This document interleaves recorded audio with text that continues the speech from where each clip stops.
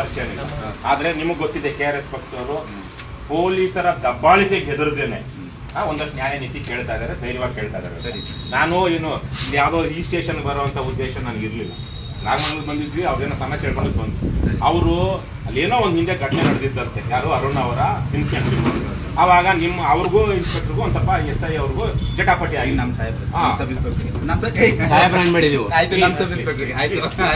ನನಗೆ ಮಯೂರ್ ಇರುತ್ತೆ. ಸೊ ಹಾಗಾಗಿ ಅಲ್ಲಾದಾಗ ಅದೇನೋ ಇವ್ರಿಗೆ ಒಂದು ಹಳೆ ದ್ವೇಷ, ಸಿಟ್ಟು, ಸೇಡು ಇತ್ತೇನೋ ಇರಬಾರ್ದು. ಒಬ್ಬ ಸರ್ಕಾರಿ ಅಧಿಕಾರಿ, ನಾನೊಬ್ಬ ಸರ್ಕಾರಿ ನೌಕರರಾಗಿದ್ದವನ್ ಮಗ, ಇರಬಾರ್ದು ಇತ್ತು. ಒಬ್ಬ ಹೆಣ್ಣು ಮಗಳು ಪಾಸ್ಪೋರ್ಟ್ಗೆ ಅಂತ ಬಂದಾಗ ಈಗ ಆಕೆಗೂ ಇವ್ರಿಗೂ ಯಾವ ಹಿಂದಿನ ಪರಿಚಯನೂ ಇಲ್ಲ. ಈಗ ಅಲ್ಲಿ ಬಂದ್ರು ಪಾಸ್ಪೋರ್ಟ್ಗೆ ವೆರಿಫಿಕೇಶನ್ಗೆ ಅಂತ ಇನ್ಸ್ಪೆಕ್ಟರ್ ಹತ್ರ ಮಾತಾಡ್ಕೊಂಡು ಮನೆಗೆ ಹೋದ್ರು. ಮನೆಗೆ ಹೋದಾಗ ಯಾವ್ದಾದ್ರು ದ್ವೇಷ ಇದ್ರೆ ತಾನೇ ಆ ಹೆಣ್ಮಗಳು ಇವ್ರ ಮೇಲೆ ಏನಾದ್ರು ಹಿಂದಿನ ದ್ವೇಷನೋ ಇನ್ನೊಂದು ಅಥವಾ ಅವಮಾನ ಆಗಿದ್ರೆ ತಾನೇ ಹೇಳಕ್ಕಾಗೋದು. ಈಗ ಆಕೆ ಏನ್ ಹೇಳ್ತಿದ್ದಾರೆ, ಇವತ್ತು ಹೋದಾಗ ಆಕೆ ಕಣ್ಣಲ್ಲಿ ನೀರು ಹಾಕೊಂಡು ಇದು ಪಾಸ್ಪೋರ್ಟ್ ಬೇಡ, ಎಂತದ್ದು ಬೇಡ, ನನಗೆ ಇವ್ ಸಹವಾಸನೆ ಬೇಡ, ನಾನು ಯಾವನ್ ಏನಾದ್ರು ಅವ್ನ ಸತ್ರೆ ಸಾಲಿ ಬದುಕದೆ ಬದ್ಲಿ ನಾನಂತೂ ಯಾವ ಕಂಪ್ಲೇಂಟು ಕೊಡಲ್ಲ ಅನ್ನೋ ಸ್ಥಿತಿಲಿ ದುಃಖದಲ್ಲಿದ್ದಾರೆ.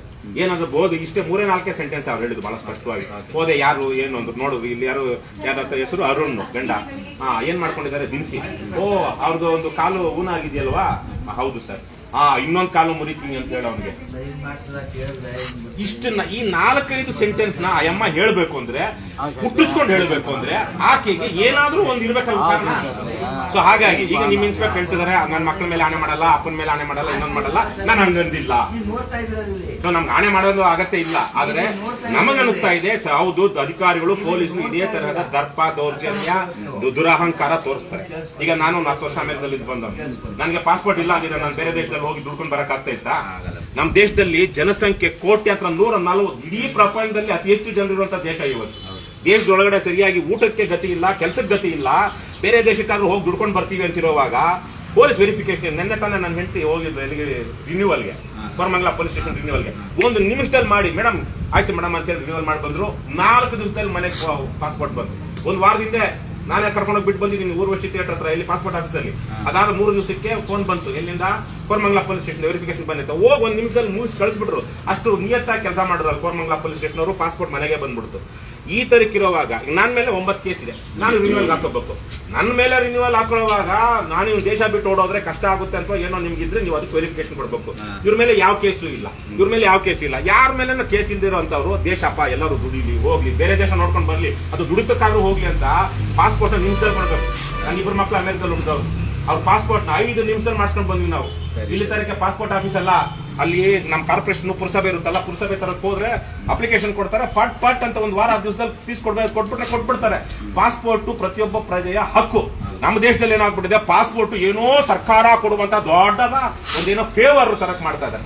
ಸೊ ಹಾಗಾಗಿ ನೀವು ದಯವಿಟ್ಟು ಪಾಸ್ಪೋರ್ಟ್ಗೆ ಅಂತ ಬಂದವರಿಗೆ ಅನಗತ್ಯವಾದದನ್ನ ಕೇಳೋದು ದುರಹಂಕಾರ, ದುರ್ನಡತೆ ಮತ್ತು ಅಧಿಕಾರಿಕ ತಕ್ಕದ ನಡವಳಿಕೆ. ನಿಮ್ಮ ಇನ್ಸ್ಪೆಕ್ಟರ್ ಎಲ್ಲ ಲೈವ್ ಆಗ್ತಾ ಇದೆ. ನಾನು I am going to send this video to ಯಾರು ಮಲ್ಲಿಕಾರ್ಜುನ್ ಬಾಲ್ದಂಡಿ ಅಂತ ನಿಮ್ಮ SP ಕಳಿಸ್ತೀನಿ, ಬೇರೆಯವ್ರಿಗೂ ನಾವು ಕಳಿಸ್ತೀವಿ.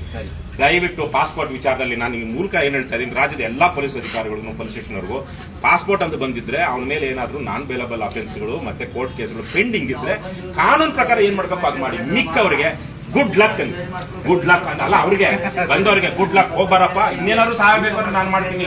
ನಿಮಗೆ ನನ್ಗೆ 80,000 ಸಂಬಳ ಬರ್ತದೆ, 90,000 ಬರ್ತದೆ, 50,000 ಬರ್ತದೆ. ನಿಮ್ಮ ಕೆಲ್ಸಕ್ಕೆ ನಾನಿರೋದು. ನಿನ್ಗೇನಾದ್ರು ಸಮಸ್ಯೆ ಆಯ್ತು ಅಂದ್ರೆ ಬಾರವ ನಾನು ಮಾಡ್ಕೊಡ್ತೀನಿ ಅಂತ ನೀವು ಹೇಳ್ಬೇಕು. ದಯವಿಟ್ಟು ಎಲ್ಲಾ ಪೊಲೀಸರು, ಕರ್ನಾಟಕದಲ್ಲಿರುವಂತಹ ಎಲ್ಲಾ ಪೊಲೀಸ್ ಅಧಿಕಾರಿಗಳು ದಯವಿಟ್ಟು ತಿಳ್ಕೊಳ್ಳಿ, ದೇಶದಲ್ಲಿ ಅರಾಜಕತೆ ಇದೆ.